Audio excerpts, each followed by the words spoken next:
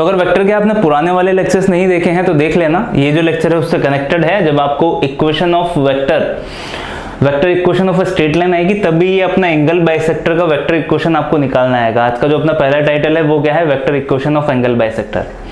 I hope आप practice कर रहे हो जोरदार। जब तक प्रैक्टिस नहीं करोगे तब तक कोई इंप्रूवमेंट नहीं होने वाला। जितने ज्यादा से ज्यादा क्वेश्चन आपको मिले उतने ज्यादा से ज्यादा क्वेश्चन सॉल्व करो। जब क्वेश्चन ज्यादा से ज्यादा सॉल्व करोगे तभी आपका इंप्रूवमेंट होगा। उसमें मैं भी आपकी हेल्प कर रहा हूँ। कम्युनिटी टैब में जाइए, वहाँ पे आपको डीपीपीस के लिंक मिलेंगे। विद सॉल्यूशन डीपीपी है। अगर कोई क्वेश्चन नहीं आता तो सॉल्यूशन देखना, उसके बाद जरूर आ जाएगा। और अगर आपको किसी स्पेसिफिक चैप्टर की डीपीपी चाहिए तो भी मैं उसमें आपकी हेल्प करूंगा। किसी भी वीडियो के कमेंट बॉक्स में लिख देना कि मेरे को इस चैप्टर की डीपीपी चाहिए, प्रैक्टिस पेपर चाहिए, वो मैं आपको प्रोवाइड कर दूंगा। ठीक है, तो आगे बढ़ते हैं इक्वेशन ऑफ एंगल बाइसेक्टर। अब एंगल बाइसेक्टर अपन ने 11th क्लास की कोऑर्डिनेट ज्योमेट्री में भी पढ़ा हुआ है। एंगल बाइसेक्टर होता क्या है, दो लाइन जैसे है ना। अपन एंगल बाइसेक्टर की भी बात करेंगे। जैसे यहाँ पे ये L1 इक्वेशन हो गई और ये L2 इक्वेशन हो गई। ठीक है, दो इक्वेशन हो गए। अब एंगल बाइसेक्टर होता क्या है, एंगल बाइसेक्टर होता है अपने पास जैसे ये A ये B है ना। मैंने दोनों की डायरेक्शन देख ली।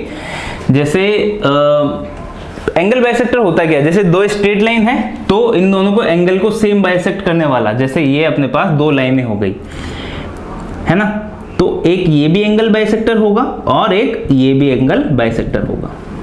ठीक है, दो एंगल बाइसेक्टर होते हैं। कैसा, दो कैसे हुए, एक तो देखो ये वाला एंगल है और दूसरा ये वाला एंगल है, तो एक ये वाला एंगल बाइसेक्टर होगा और एक ये वाला एंगल बाइसेक्टर होगा। तो हमेशा दो एंगल बाइसेक्टर मिलते हैं अपन को। ठीक है, तो अपन ने ये 11th क्लास में भी अच्छे से पढ़ा हुआ है, कोई नई बात नहीं है।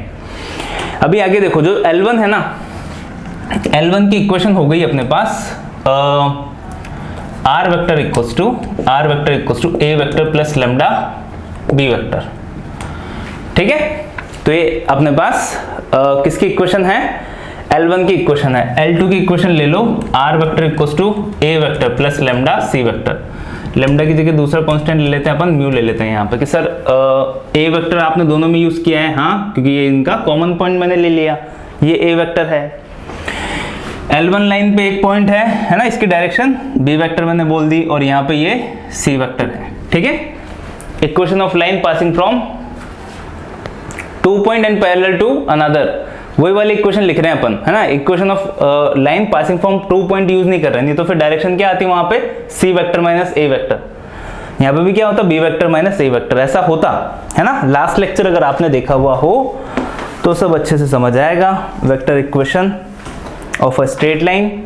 तो अभी देखो, अब यहाँ पे देखो दो टाइप के क्वेश्चंस पूछे जाते हैं। एक तो ओनली एंगल बाइसेक्टर की वैल्यू बताओ। तो देखो, अगर ये दोनों, इसकी इक्वेशन ये है, इसकी डायरेक्शन इधर है, इसकी डायरेक्शन इधर है, तो जो एक इंटरनल एंगल बाइसेक्टर होगा ना, एक तो इंटरनल एंगल बाइसेक्टर होगा और एक एक्सटर्नल एंगल बाइसेक्टर होगा। इंटरनल एंगल बाइसेक्टर कौन सा होगा, जो डायरेक्शन वाइज है। जैसे यहाँ पे ये डायरेक्शन और ये इसकी डायरेक्शन, तो इसको इंटरनल एंगल बाइसेक्टर बोलेंगे और इसको एक्सटर्नल एंगल बाइसेक्टर बोलेंगे अपन। तो जो इसकी वैल्यू होती है ना, इसकी जो डायरेक्शन होगी वो कितनी हो जाएगी, कोई भी एक कांस्टेंट ले लो, जैसे मैंने क्या लिया, lambda C cap plus B cap. आपको बस करना क्या है, यूनिट वेक्टर लेनी है, जो दोनों अपने पास वेक्टर्स हैं उनकी यूनिट वेक्टर्स को ऐड कर दो और बाहर एक कांस्टेंट लगा दो ताकि वो वेक्टर को शो करेगा पूरा, है ना। ये इसकी वैल्यू, अगर डायरेक्शन की बात करेंगे ना तो ये क्या है, इंटरनल एंगल बाइसेक्टर डायरेक्शन। ठीक है, वैल्यू भी आप बोल सकते हो कि हाँ ये डायरेक्शन की वैल्यू हो गई पूरी। ठीक है, अब देखो, अगर ये B वेक्टर है इधर, ये इधर B वेक्टर है, तो इधर ये क्या हो जाएगा, इधर ये क्या हो जाएगा, इधर जाते हैं ये माइनस B वेक्टर। अगर ये माइनस B वेक्टर है तो ये एक्सटर्नल एंगल बाइसेक्टर होगा इधर, तो जो इसकी वैल्यू हो जाएगी कितनी हो जाएगी, लैम्डा C, तो positive C vector minus C cap minus B cap, है ना। ये क्या हो गया, इस बार माइनस का B कैप हो जाएगा, ये नेगेटिव है, और इधर दूसरा कांस्टेंट ले लो, इधर म्यू ले लेते हैं अपन। ठीक है, तो ये आपको समझ आया होगा। अब देखो, ये है अपना इंटरनल, ये हो गया अपना एक्सटर्नल। ठीक है, तो एंगल बाइसेक्टर है ना, एक तो इंटरनल निकल के आया, उसकी वैल्यू क्या आई, lambda C cap plus B cap, और जो एंगल बाइसेक्टर एक्सटर्नल है वो कितना निकल के आया, mu C cap minus B cap. समझ आया? तो ये तो अपने पास अगर ओनली वेक्टर की वैल्यू पूछे ना कि एंगल बाइसेक्टर के वेक्टर की इक्वेशन बताओ क्या होगी या वैल्यू बताओ क्या होगी, तो आप यही बताना है आपको। तो ये देखो डायरेक्शन और अपन को वैल्यू निकालना आ गया कि हाँ यहाँ इस टाइप से निकालेंगे, और ये यूनिट डायरेक्शन को सम कर दोगे ना तो उनका रिजल्टेंट ही निकल के आता है। ये ध्यान रखना कि सर ये किस टाइप से हुआ। तो देखो अपन ने किया क्या है यहाँ पे, इसकी यूनिट वेक्टर की इसकी डायरेक्शन क्या है, यूनिट वेक्टर इधर है, इसकी डायरेक्शन यूनिट वेक्टर इधर, तो इन दोनों का रिजल्टेंट इधर होगा C cap plus B cap, वो मैंने लिया है यहाँ पे। तो ये दोनों मिल गए अपन को, ये दोनों पता चला आपको। तो ये दोनों तो इस पे बेस्ड भी क्वेश्चन पूछे जाते हैं, ये भी इंपॉर्टेंट टाइप है। यहाँ से भी क्वेश्चन आते हैं कि इंटरनल बाइसेक्टर वेक्टर की वैल्यू बताओ, है ना। वेक्टर की वैल्यू भी पूछता है वो, मॉडुलस भी पूछता है कि इसकी वैल्यू क्या होगी, ये भी होगी। दूसरा क्या होता है, और ये अपना इंटरनल है और ये वाला एक्सटर्नल है ना, वो आप लिख लेना। अब अगर स्ट्रेट लाइन उसकी इक्वेशन पूछे ना, इक्वेशन क्या होगी फॉर, अब इक्वेशन तो एंगल बाइसेक्टर 1, इसकी इक्वेशन क्या है, सपोज करो वो है अपने पास L3 लाइन हुई, उसकी इक्वेशन क्या होगी, R vector equals to A vector. Sir इसमें भी A क्यों यूज कर रहे हो, क्योंकि ये भी तो यहीं से पास करेगा ना, जो एंगल बाइसेक्टर होगा A पॉइंट से तो जरूर पास करेगा। तो जो L1 है L2 है और एंगल बाइसेक्टर 1 और 2 दोनों का कॉमन पॉइंट एक A तो हो ही रहा है, तो कितना हो जाएगा A वेक्टर प्लस लेमडा। अब लेमडा में यहाँ पे यूज कर सकता हूँ, कोई और कांस्टेंट यूज करना हो तो आप वो भी यूज कर सकते हो कि सर यहाँ पे भी लेमडा यूज किया, यहाँ पे भी लेमडा यूज किया, आपको कुछ और यूज करना है तो कुछ और भी यूज कर सकते हो। लेमडा कितना हो जाएगा, C cap plus B cap, ये पूरी डायरेक्शन हो गई यहाँ पे। तो अगर इक्वेशन की बात करें तो ये पूरी इक्वेशन होगी। सिमिलरली L4 एंगल बाइसेक्टर 2 है ना, जो एक्सटर्नल वाला है अपना, उसकी वैल्यू क्या होगी, R vector equals to A vector, common point तो सेम है। यहाँ पे जो डायरेक्शन होगी वो क्या हो जाएगी, C cap minus B cap. ठीक है, तो इक्वेशन की बात करें तो यहाँ पे रुकोगे आप आके, और अगर वो ओनली वेक्टर की बात करें तो यहाँ पे आपको आके रुकना है। दोनों पे बेस्ड क्वेश्चन पूछे जाते हैं। ठीक है, वो जो क्वेश्चन लिखा हुआ है वो है अपने पास इस पे बेस्ड, तो अपन उसको सॉल्व करते हैं। देखो क्वेश्चन सॉल्व करते हैं, आपको समझ आएगा कि किस कैटेगरी के क्वेश्चन पूछे जाते हैं और किस टाइप से उनको सॉल्व करना है। तो सिंपल सा टॉपिक है, कुछ नहीं, बस ये जो बॉक्स बनाया हुआ है ये ध्यान रखना, इंटरनल एंगल और एक्सटर्नल, तो कैप लगा के सॉल्व करना है, ये ध्यान रखना बस। जो पहली लाइन हो दूसरी लाइन हो उनकी डायरेक्शन देख लेना क्या है, उनका यूनिट वेक्टर को सम कर दोगे तो इंटरनल एंगल बाइसेक्टर निकल जाएगा, सब्ट्रैक्ट कर दोगे तो एक्सटर्नल एंगल बाइसेक्टर निकल जाएगा। अब देखो क्वेश्चन क्या है, ए वेक्टर बी वेक्टर, दो वेक्टर है, internal angle bisector of A vector and B vector बताओ क्या होगा, वेयर सी वेक्टर। तो देखो ये सपोज करो ए वेक्टर है और ये अपने पास बी वेक्टर है। ठीक है, ए वेक्टर की वैल्यू कितनी है, 7i cap plus 4j cap minus 4k cap, ये इंटरनल, ये अपने पास ए वेक्टर है। बी वेक्टर की वैल्यू कितनी है, माइनस का 2i कैप माइनस का j कैप प्लस का 2k कैप, ये बी वेक्टर की वैल्यू है। ठीक है, इन दोनों का इंटरनल एंगल बाइसेक्टर है सी वेक्टर।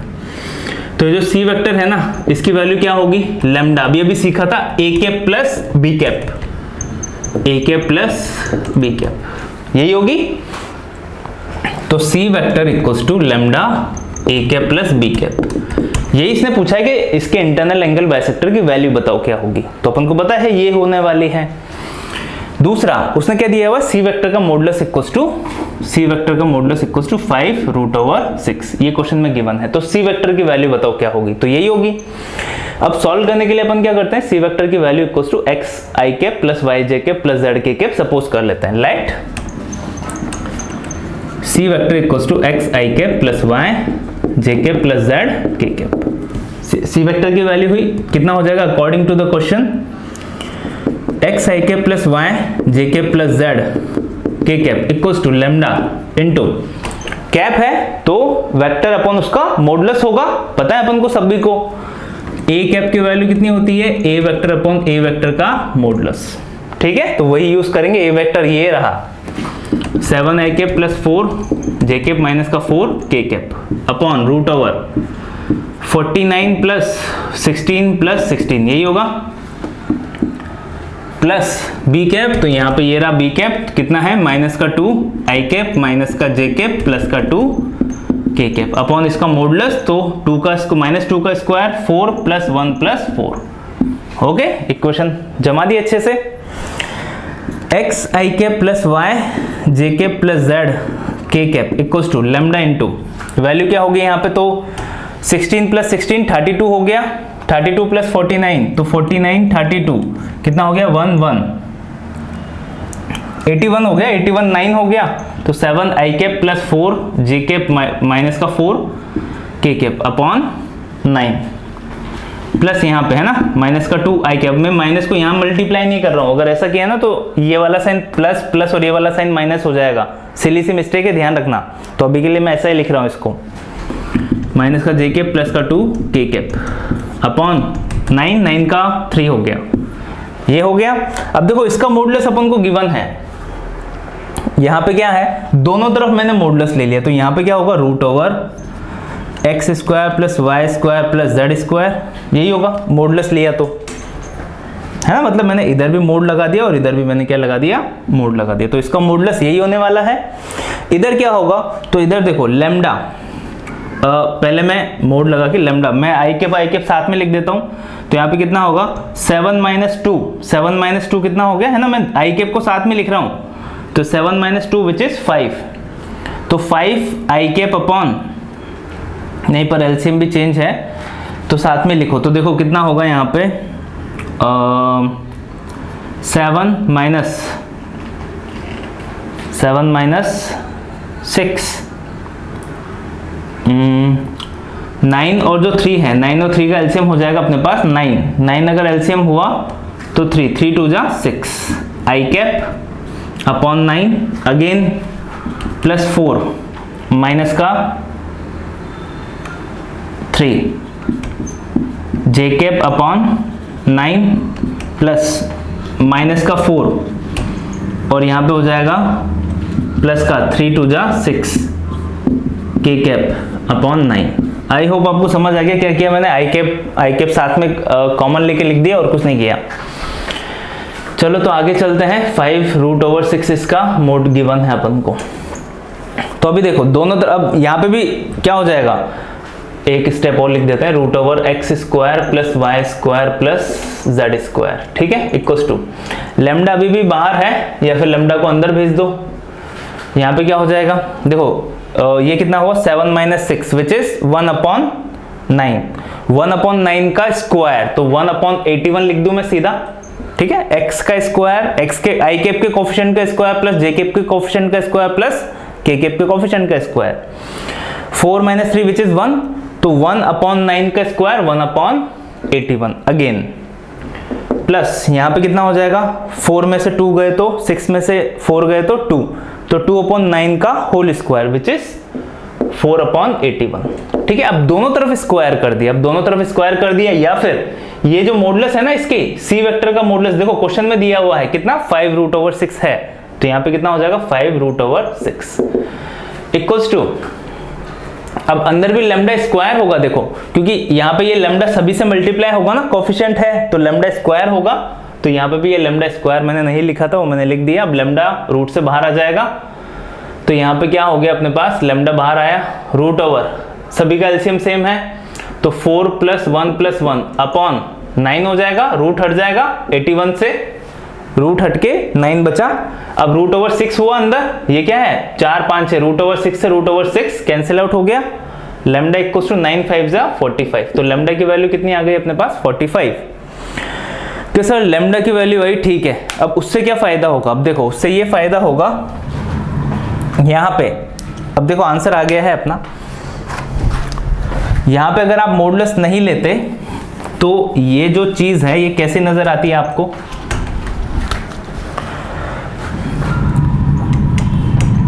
लेमडा की जगह कितना होता 45 और यहाँ पे x I cap plus Y J cap plus Z K cap यही होता, तो यहाँ पे सेम मतलब सी वेक्टर इक्वल्स टू 45 को अंदर मल्टीप्लाई करोगे तो 45 अपॉन 9 आई कैप प्लस 45 अपॉन 9 जे कैप प्लस 45 इंटू 2 90 अपॉन 9 के कैप, ये अपने पास सी वेक्टर की वैल्यू हो जाती सीधी ही।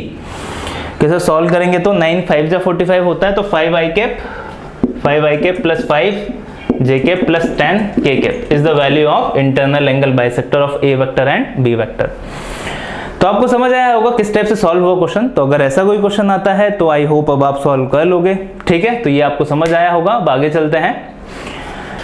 तो उसके बाद अपना नेक्स्ट टाइटल आता है condition of collinearity of 3 points A B and C, है ना। मैं लिख देता हूं condition of collinearity of 3 points, है ना। ए जिसका पोजीशन वेक्टर ए वेक्टर है, बी जिसका पोजीशन वेक्टर बी वेक्टर है, और सी कैपिटल सी जिसका पोजीशन वेक्टर सी वेक्टर है, ठीक है। तो देखो थ्योरी मैंने लिखी हुई है, क्या है, if A vector B vector C vector are set to be collinear if and only if there exist scalars. Scalars का मतलब क्या होता है, कोई भी रियल नंबर, है ना, वेक्टर नहीं, कोई भी फिजिकल क्वांटिटी जिसका मैग्नीट्यूड हो, डायरेक्शन नहीं हो, है ना। स्केलर्स का मतलब आप कोई रियल नंबर से कंसीडर कर सकते हो। 3 स्केलर्स होने चाहिए X Y Z such that X A vector Y B vector Z C vector equals to 0 where X Y Z X plus Y plus Z equals to 0। कि sir ये तो कुछ नया ही है, ये तो आपने बताया ही नहीं। कोलिनियरिटी में तो आपने क्या बताया था, आपने ये बताया था कि 3 पॉइंट कोलिनियर हैं, जैसे ए बी और सी, इसका पोजीशन वेक्टर ए वेक्टर है, इसका पोजीशन वेक्टर बी वेक्टर है, इसका पोजीशन वेक्टर सी वेक्टर है। तो A B vector equals to lambda B C vector होता है। आपने तो ये सिखाया था, कोलिनियरिटी में यही तो होता था कि नई चीज कहां से आ गई। अब देखो ये वाली जो चीज है ना, ये इंपॉर्टेंट है, इसको हल्के में मत लेना, ये इसी से निकल के आई है। कैसे निकल के आई है, तो देखो अपन इसको प्रूफ कर देते हैं पहले कि ये कैसे आया है। तो अपन ने क्या बोला, अगर 3 पॉइंट्स कोलिनियर है ना, ए बी सी वेक्टर अगर कोलिनियर है तो यहाँ पे एक्स ए वेक्टर ऐसे 3 स्केलर जरूर होंगे। अब देखो तीनों की वैल्यू 0 नहीं होनी चाहिए यहाँ पे, है ना। एक कंडीशन लिख लेना, all 3 are not simultaneously 0। X A vector plus Y B vector plus Z C vector equals to 0 होगा, जहां पे X plus Y plus Z equals to 0 जरूर होगा। तो ऐसी कंडीशन होगी अगर तीनों पॉइंट कोलिनियर है तो अपने, ठीक है। तो अभी देखो ये है, तो यहाँ पे क्या बोला था अपन ने, A B vector equals to lambda B C vector, ये तो आता है अपन को। अभी क्या होगा, ए बी वेक्टर निकालने के लिए क्या करोगे, B vector minus A vector equals to lambda B C vector की एग्जैक्ट वैल्यू क्या होगी, C vector minus B vector, है ना। पोजीशन वेक्टर निकाल के तो करेंगे अपन, सभी को इधर लेके आओ। तो यहां से बी वेक्टर कॉमन आएगा, 1 प्लस लैम्डा हो जाएगा, और प्लस माइनस का लैम्डा सी वेक्टर, माइनस का लैम्डा सी वेक्टर और माइनस का ए वेक्टर इक्वल्स टू 0, है ना। अब मैं इसको जमा के लिख रहा हूं वापस से, तो माइनस का ए वेक्टर प्लस का B vector into 1 plus lambda minus का lambda into C vector equals to 0। अब देखो यहाँ पे माइनस को -1 कंसीडर करो, तो ये और ये नया कांस्टेंट इसको सपोज करो ना, इसको x सपोज किया मैंने, इसको y सपोज किया, इसको z सपोज किया। a वेक्टर के कोएफिशिएंट को मैंने x लिया, b वेक्टर के कोएफिशिएंट को मैंने y लिया, c वेक्टर के कोएफिशिएंट को मैंने z लिया। तो यहाँ पे x की वैल्यू क्या है, -1 प्लस y की वैल्यू कितनी है, 1 प्लस लैम्डा प्लस z की वैल्यू कितनी है, -1 इक्वल्स टू 0 हो रहा है क्या, माइनस लैम्डा। तो ये 0 और ये भी 0, यस 0 हो रहा है ना, पॉसिबल। तो हो गया प्रूफ, समझ आया किस टाइप से। तो अपन ने ये रिजल्ट प्रूफ कर दिया। अब देखो इसका उल्टा भी प्रूफ कर देते हैं कि सर अगर ऐसा हो, जैसे पहला पॉइंट तो ये आपको समझ आया। दूसरा पॉइंट क्या है इसी में, अगर आपको क्वेश्चन में ऐसा दिया हुआ हो, क्वेश्चन में कैसा दिया हुआ हो, सेकंड पॉइंट है ना, इसके बाद लिखना सेकंड पॉइंट, इसके बाद अगर क्वेश्चन में ऐसा दिया हुआ हो X A vector plus Y B vector plus Z C vector equals to 0 where x plus Y plus Z equals to 0, ये भी क्वेश्चन में दिया हुआ है, and y is not equals to 0, y की वैल्यू 0 नहीं है, ये भी क्वेश्चन में दिया हुआ है। तो प्रूव दैट, है ना, क्वेश्चन में पूरा लिखा हुआ होगा, a का पोजीशन वेक्टर a वेक्टर है, कैपिटल B का पोजीशन वेक्टर B वेक्टर है, कैपिटल C का पोजीशन वेक्टर C वेक्टर है, और ये कंडीशन दी हुई है और ये कंडीशन दी हुई है, x plus Y plus Z, X plus Y plus Z. तो वो प्रूफ करवा रहा है, प्रूफ करो कि ए बी और सी क्या है, कोलिनियर है। ए जिसका पोजीशन वेक्टर ए वेक्टर है, B B vector, C vector, है ना। तो तीनों पॉइंट ए बी सी जो है ना वो क्या है, कोलिनियर है, ऐसा प्रूफ करो। तो अपन ने क्या किया, ये अपन ने पहले क्वेश्चन सॉल्व किया था, उसके बाद इसी का अपन उल्टा भी प्रूफ कर रहे हैं कि अगर ये दोनों कंडीशन दी हुई हो ना तो भी आप बोल सकते हो कि ए बी सी कोलिनियर होंगे। कैसे? अब देखो यहाँ पे क्या दिया हुआ है, y is not equal to 0, तो y की वैल्यू फाइंड आउट कर लो। तो x a vector plus y b vector plus z c vector equal to 0 given था क्वेश्चन में। y की वैल्यू कितनी होगी, b वेक्टर की वैल्यू कितनी होगी, यहाँ पे b वेक्टर इक्वल टू होगा, माइनस कॉमन आया तो ये x a vector plus z c vector upon b vector निकाल लो ना तो y डिवाइड में जाएगा, y की वैल्यू 0 नहीं है। अब मैं y की वैल्यू यहां से क्या लिख सकता हूं, देखो क्वेश्चन में दिया हुआ है ना x plus Y plus Z equal to 0, तो y इक्वल टू कितना हो जाएगा, माइनस एक्स प्लस जेड, यही होगी y की वैल्यू, तो वो यहां पे पुट कर दो। तो b वेक्टर इक्वल टू देखो x a वेक्टर, दोनों माइनस और माइनस मिलके प्लस हो गए, x a vector plus Z C vector upon x plus Z, ये आ गया। इसका मतलब क्या है, इसका मतलब क्या होता है, देखो अब इसको किससे कंपेयर करो, अब याद करो पुरानी कहानी जो अपन पहले से बता चुके हैं आपको। कौन सी वाली कहानी सर, ये देखो ये a वेक्टर है, ये b वेक्टर है और ये c वेक्टर है, ये m है और ये n है, रेशो। तो c वेक्टर की वैल्यू क्या थी, m b vector plus n a vector upon m plus n। कि सर यहाँ पे भी ऐसा ही हो रहा है, हाँ यहाँ पे भी ऐसा ही हो रहा है। देखो x और z रेशो हो गए, तो सपोज करो ये x है और ये z है, तो b vector equals to x into C vector, x into C vector, तो z x को इधर ले लो और z को इधर ले लो, x इंटू a वेक्टर, तो x into a vector plus z into C vector, z into C vector upon z plus x, हो गया ना प्रूफ। तो b वेक्टर की वैल्यू इंटरनल डिवीजन से आई है। अब देखो b वेक्टर अगर a और c के अंदर लाई कर रहा है तो अपने आप वो क्या हो गया, कोलिनियर हो गया a b c। ठीक है, तो ये आपको समझ आया होगा कंडीशन ऑफ कोलिनियरिटी, यही नहीं होती, ये भी कंडीशन ऑफ कोलिनियरिटी है। और अगर क्वेश्चन में ऐसा दिया हुआ हो तो भी आप बता सकते हो कि हाँ तीनों पॉइंट कोलिनियर होंगे, तभी ऐसा आप लिख सकते हो। ठीक है, तो दोनों पॉइंट अच्छे से क्लियर हुए होंगे। अब देखो ये सिंपल सा क्वेश्चन लिखा हुआ है, 3 पॉइंट अपन को गिवन है, अपन को क्या बताना है, चेक कोलिनियरिटी, कोलिनियर है या फिर नहीं है। तो फटाफट से इनको सॉल्व करते हैं और जो नेक्स्ट लेक्चर होगा उसमें अपन डॉट प्रोडक्ट स्टार्ट करेंगे। तो देखो जो पहला क्वेश्चन है उसमें ए पॉइंट अपन को गिवन है, ए के कोऑर्डिनेट्स हैं 2, 5 और -4, 2, 5 और -4। जो बी पॉइंट है उसके कोऑर्डिनेट्स हैं अपने पास 1, 4, -3, है ना। ये एरो लगा के क्या लिखते हैं अपन, डायरेक्शन, कि इसका सर इसका मतलब क्या है, मतलब a इक्वल्स टू, अगर उसका पोजीशन वेक्टर आप निकालोगे तो a वेक्टर की वैल्यू कितनी होगी, 2i cap 5j cap minus का 4k कैप, है ना। तो ये डायरेक्शन है ना एग्जैक्टली, तो उसको अपन ऐसे लिखते हैं। कोऑर्डिनेट्स होते तो अपन ब्रैकेट लगा के लिखते हैं, तो इसमें कंफ्यूज मत होना, मतलब ये डायरेक्शन दी हुई है आपको, मतलब पॉइंट ए के डायरेक्शन रेशियोज दिए हुए हैं, डायरेक्शन रेशियोज दिए हुए हैं या फिर डायरेक्शन कोसाइन दिए हुए हैं, एक ही बात होती है, क्योंकि डायरेक्शन रेशियोज होते क्या है, डायरेक्शन कोसाइन के प्रोपोर्शनल नंबर होते हैं। डायरेक्शन कोसाइन क्या होता है, cos alpha cos beta cos gamma, है ना, LMN जिसकी वैल्यू होती है, जहां पे L² plus M² plus N² equals to 1 होता है, अपन ने देखा था। तो देखो अब C जो पॉइंट है वो कितना हो जाएगा, C पॉइंट की वैल्यू है अपने पास 4, 7 और -6। तो अपन को बताना है कि ये पॉइंट कोलिनियर है या फिर नहीं। अगर कोलिनियर है तो AB vector equals to lambda AC lambda BC vector होगा, ठीक है, अगर तीनों पॉइंट कोलिनियर है। तो AB वेक्टर का मतलब क्या हुआ, AB वेक्टर का मतलब B माइनस A, तो B माइनस A करोगे तो 1 - 2, माइनस का 1 आया, 4 - 5 माइनस का 1 आया, माइनस का 3 प्लस का 4 तो 1 आएगा। इसकी वैल्यू किसके इक्वल होगी, BC, मतलब C माइनस B, तो 4 - 1 कितना आया, 3 आया, 7 - 4 अगेन 3, माइनस का 6 प्लस का 3 तो माइनस का 3 आएगा यहाँ पे, माइनस का 3, ठीक है। तो अगर आप अब आई कैप वाला लिखना हो तो आई कैप भी लिख लेना। अब देखो मेरे को पता है ये आई कैप है, तो कंपेयर करोगे तो -1 equals to lambda into 3 implies that lambda equals to -1/3। Again यहाँ से -1 इक्वल्स टू जे के को अपन ने कंपेयर किया लैम्डा इंटू 3, तो यहाँ से भी लैम्डा इक्वल्स टू 1/3 आ गया।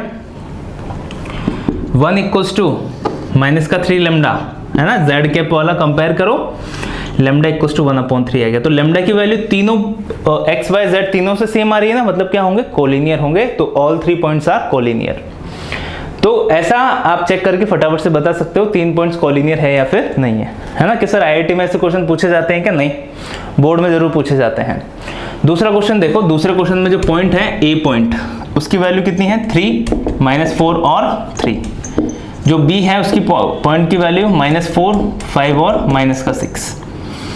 और जो सी है 4, -7 और 6, ये सी की वैल्यू है। तो ए बी सी कोलिनियर है क्या? अगर ए बी सी कोलिनियर है तो वहां पे A B equals to lambda B C होना चाहिए। तो ए बी की वैल्यू निकालो, जैसे इधर निकाल दी थी b माइनस ए, तो माइनस का 4 माइनस का 3 तो माइनस का 7 हो गया, कॉमा 5 माइनस का 5 + 4 9 हो जाएगा, माइनस का 6 माइनस का 3 तो माइनस का 9 हो गया। ये ए बी की वैल्यू होगी equal to lambda B C, मतलब सी माइनस बी। तो सी माइनस बी करोगे तो 4 + 4 8 हो गया, माइनस का 4 माइनस का 5 तो माइनस का 7 माइनस का 5 कितना हो गया, -7 - 5 -12, 6 + 6 12 हो गए। ठीक है, तो अगेन आई कैप कंपेयर करोगे तो माइनस का 7 इक्वल टू 8 लैम्डा, यहाँ से लैम्डा की वैल्यू माइनस का 7/8 आई। दूसरा कंपेयर करोगे तो 9 इक्वल टू माइनस का 12 लैम्डा, यहाँ से लैम्डा की वैल्यू माइनस का 9/12। Then third -9 equal to 12 lambda, यहाँ से भी जो लैम्डा की वैल्यू है -9/12 आई है। ठीक है, तो जो फर्स्ट वैल्यू है वो अलग है, वो -7/8 आ रही है। दूसरी जो वैल्यू है -3/4 आ रही है, ये भी -3/4 आ रही है, पर तीसरी वैल्यू मैच नहीं कर रही है। तो अगर मैच नहीं कर रही है तो क्या होगा, कोलिनियर नहीं होंगे, तीनों के तीनों पॉइंट्स अपने कोलिनियर नहीं है। तो सीधा सीधा आप बोल सकते हो, जो दोनों क्वेश्चन आपको समझ आए होंगे। अगर ऐसे कोई क्वेश्चन पूछे जाते हैं तो आप आसानी से बता सकते हो 3 पॉइंट्स की कोलिनियरिटी, वो कंडीशन भी आपको समझ आई होगी। अब देखो ये वाला जो नेक्स्ट क्वेश्चन लिखा हुआ है वो भी सिंपल सा क्वेश्चन है, उसको सॉल्व करते हैं। क्या है क्वेश्चन में एक बार पढ़ रहा हूं। If OP and OQ has a resultant OR, resultant OR, if OP and OQ has a resultant OR and any transverse का मतलब क्या होता है, देखो टेढ़ी लाइन, ये अपने एक क्वेश्चन पहले भी आया था, उसमें ही मैंने आपको सिखाया था। ट्रांसवर्स में कंफ्यूज मत होना, ट्रांसवर्स का मतलब क्या होता है, एक टेढ़ी लाइन कोई सी भी। अगर वो वर्टिकल होती तो उसको वर्टिकल लाइन लिखते, अगर वो हॉरिजॉन्टल होती तो उसको हॉरिजॉन्टल लाइन लिखते। पर यहाँ पे क्या आया है अपने पास, ट्रांसवर्सल, मतलब कोई भी टेढ़ी लाइन है, ना हॉरिजॉन्टल है ना वर्टिकल है, मतलब ऐसे वैसे कैसे भी आप खींच सकते हो। Any transversal cuts their line of action, line of action मतलब जहां पे तीनों पॉइंट मिल रहे हैं उससे आगे पीछे, at A B C respectively. तो ये प्रूफ करो, प्रूफ क्या करो,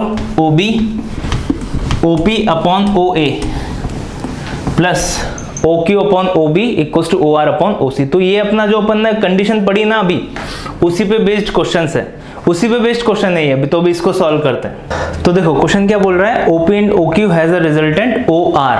तो कोई भी दो लाइन बना दो, जैसे ये मेरे पास ये O हो गया, ये OP हो गया और ये OQ हो गया। अब ये जो रिजल्टेंट है ये OR है इनका, ठीक है।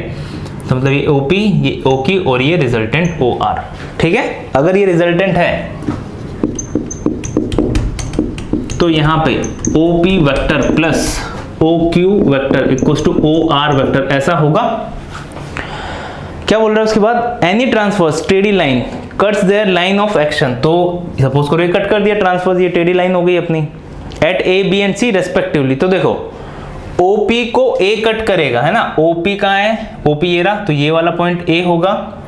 OQ को B कट करेगा तो OQ ये रहा, तो ये B होगा, है ना।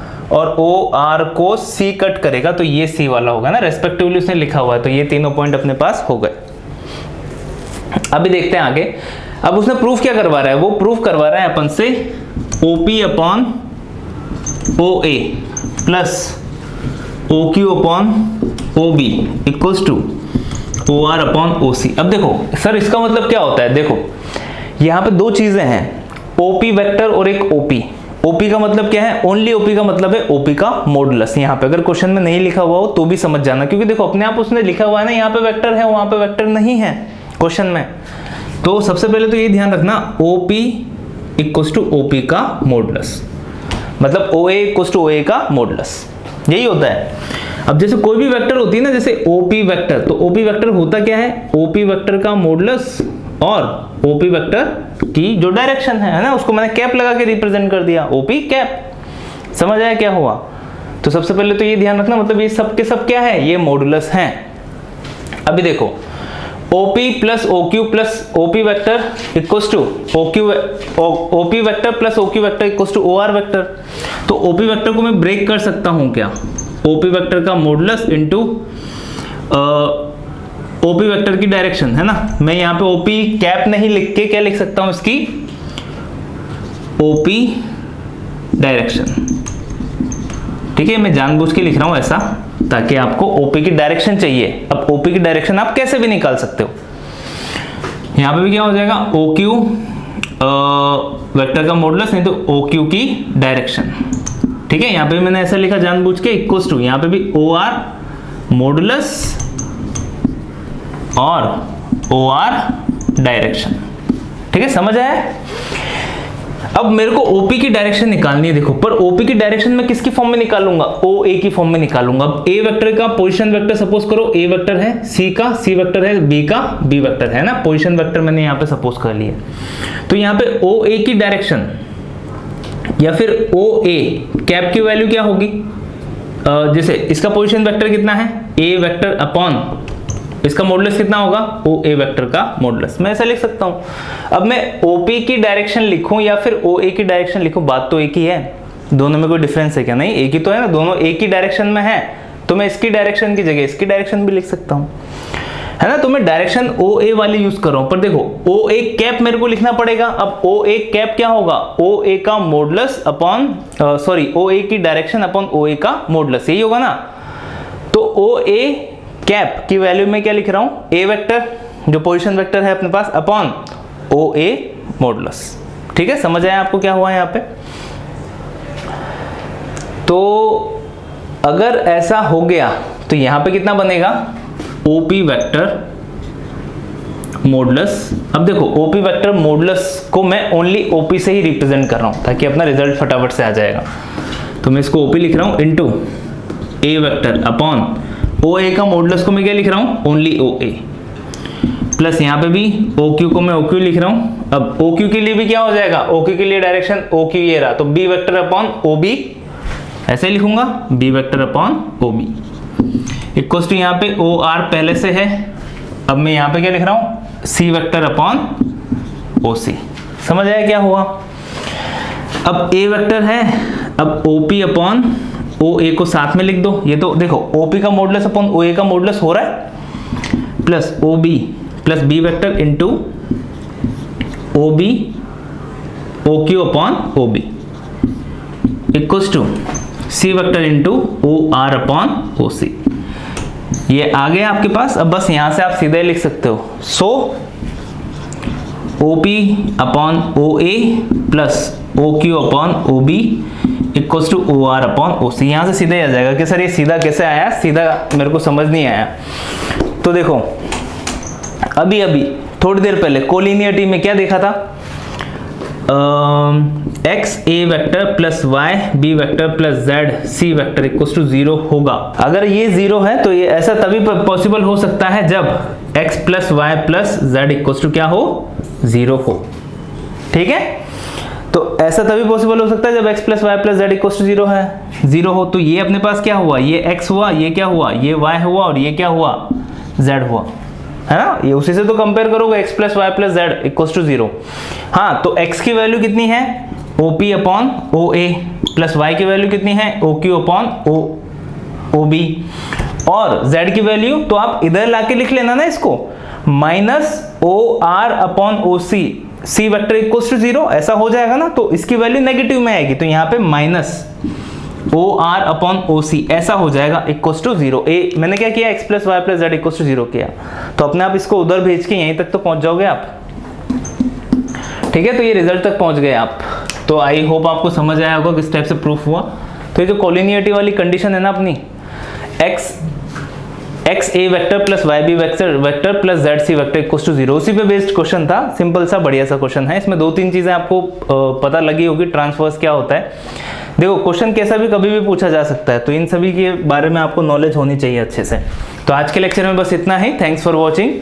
Do like share and subscribe the channel. अगर वीडियोस अच्छे लग रहे हैं आपको तो अपने फ्रेंड्स के साथ शेयर कीजिए, चैनल को ग्रो करने में हेल्प कीजिए। Thank you.